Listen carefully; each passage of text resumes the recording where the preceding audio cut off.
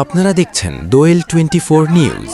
ঢাকা ১৬ আসনের ধানের শীর্ষের মনোনীত প্রার্থী জননেতা জনাব আমিনুল হকের নির্বাচনী প্রচারণা আজ চতুর্থ দিনে নতুন গতি পেয়েছে।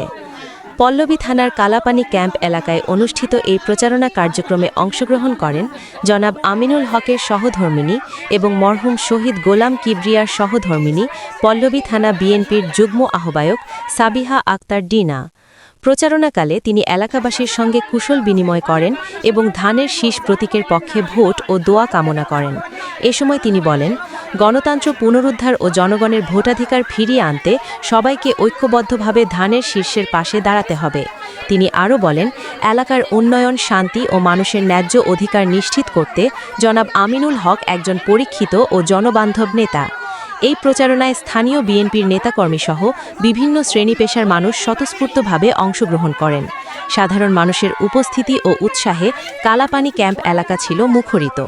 এলাকাবাসী জানান, তারা পরিবর্তন চান এবং আগামীর বাংলাদেশ গড়তে ধানের শীষ প্রতীকে ভোট দেওয়ার প্রত্যাশা রাখেন।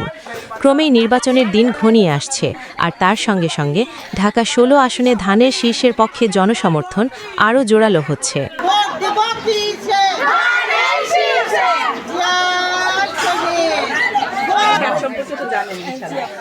আলহামদুলিল্লাহ। আর এইগুলি আপনি পড়বেন সুবিধা ও চেনে না তাহলে লাইলা পাক গেল আছে যাতে আমরা করতে পারি আপনাদের লালিয়া মার্কা মারা সবাই চিনি আমরা আসিল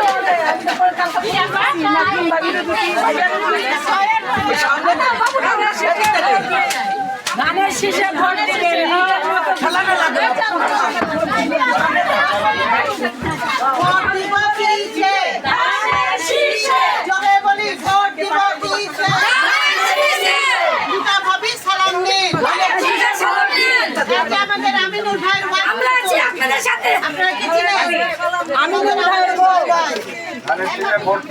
ভোট চাই ভোটারে, দোয়া চাই সকলে, দোয়া চাই সকলে, দোয়া চাই সকলে। ভোট দিব